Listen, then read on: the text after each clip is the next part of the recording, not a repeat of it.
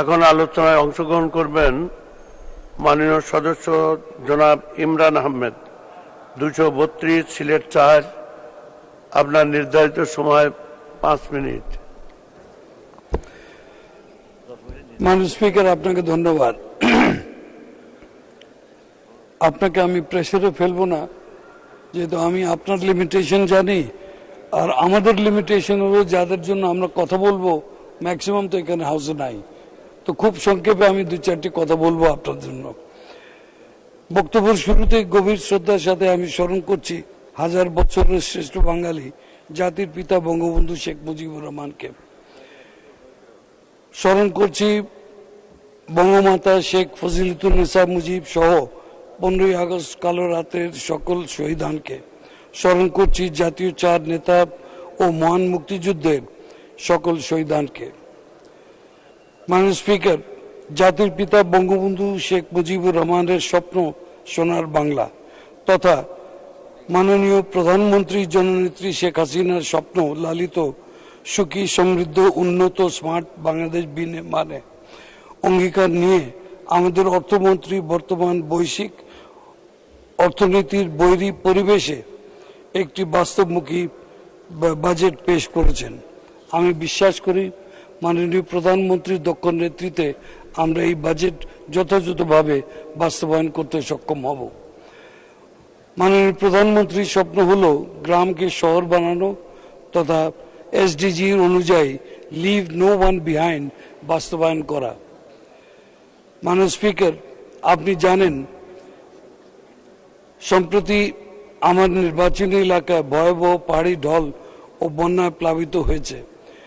যেহেতু অনেক গ্রামীণ রাস্তাগুলি বিলীন হয়ে গেছে, তাই এখনো অনেক মানুষ বন্যা দুর্গত। আমি আন্তরিক ধন্যবাদ জানাই মাননীয় প্রধানমন্ত্রীকে যে উনি দুর্যোগ ব্যবস্থাপনা প্রতিমন্ত্রী এবং পানি সম্পদ প্রতিমন্ত্রীকে পাঠিয়েছেন এলাকা পরিদর্শন করার জন্য। আমার বিশ্বাস এই পরিদর্শনের কারণে বন্যা পরবর্তী পুনর্বাসন ও সংস্কার কাজ দ্রুত গতিতে ইনশাল্লাহ হয়ে যাবে। মাননীয় স্পিকার, 232 সিলেট 4 এই আসন 3 থানা নিয়ে, আর 3 থানার আয়তন হলো 1043 বর্গ কিলোমিটার। কম্প্যারিজন হিসাবে আমি জাস্ট বলতে চাই আপনাকে, নারায়ণগঞ্জ 5টি আসন নিয়ে এরিয়া হলো 683 বর্গ কিলোমিটার। মেহেরপুর 2টি আসন নিয়ে আয়তন হলো 716 স্কোয়ার কিলোমিটার। ফেনী 3টি আসন নিয়ে 928 বর্গ কিলোমিটার।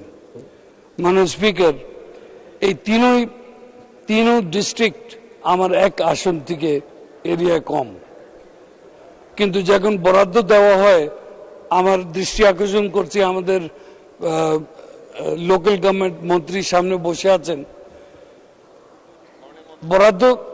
বরাদ্দ দেওয়া হয় আপনার আসন ভিত্তিক, কিন্তু আমার যে আয়তন এটা তো 5 আসন চেয়ে বেশি। তো ওই আসন ভিত্তিকে তাহলে আমার ওখানে গিয়ে তো মানে এই যে গম যেটা দেওয়া হয়, হ্যাঁ, ওটা কিন্তু ওই ছিটাতে কিন্তু কাম শেষ। আমি এখানে অনুরোধ করব যে বরাদ্দ হওয়া উচিত, বিশেষ করে অবকাঠামোর জন্য এটা কিন্তু আয়তন ভিত্তিক হওয়া উচিত, নট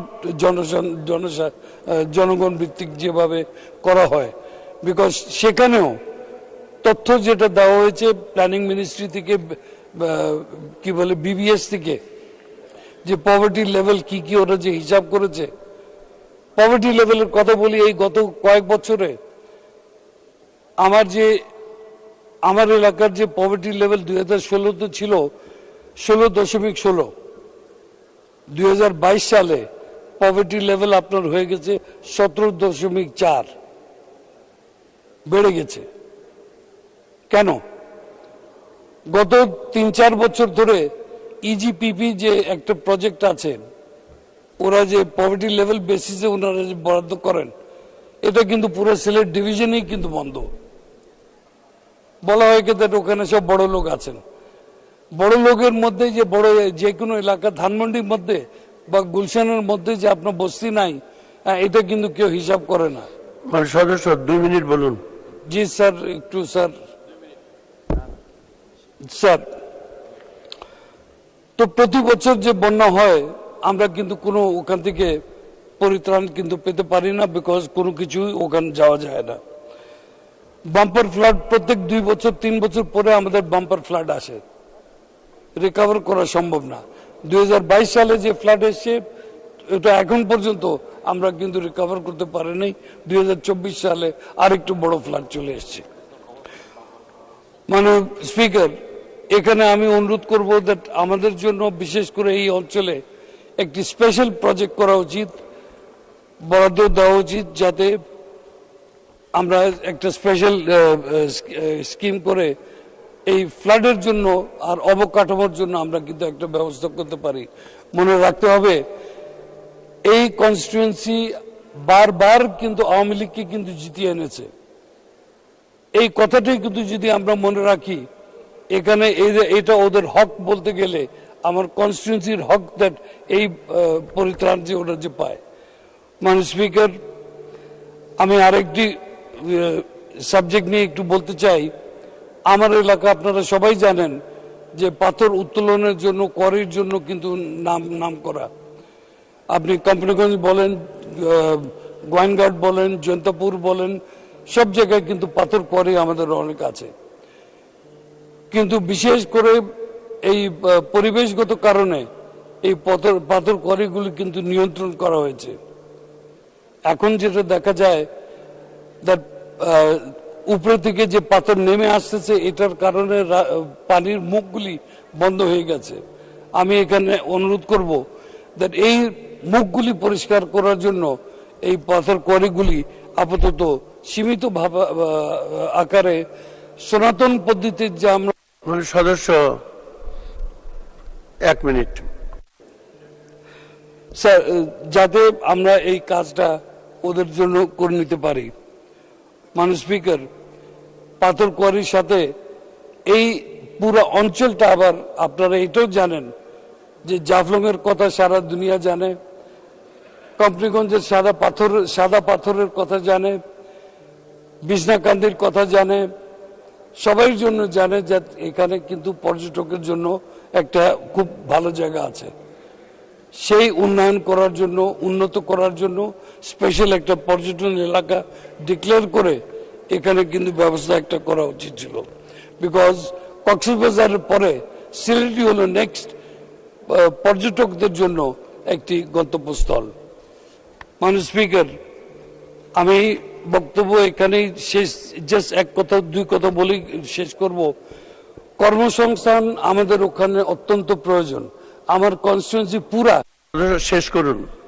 ইন্ডাস্ট্রি, 1 মিনিট। কোনো ইন্ডাস্ট্রি নাই ওখানে।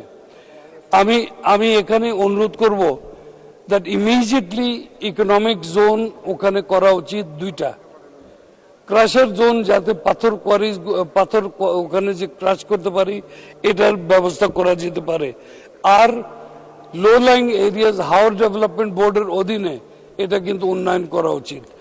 আমি এইসব কথাগুলি স্পেশাল আমি আবার মন্ত্রী সাহেবদের সাথেও টেক আপ করবো, বাট আমি হাউসের সাপোর্ট এটা নিয়ে চাই।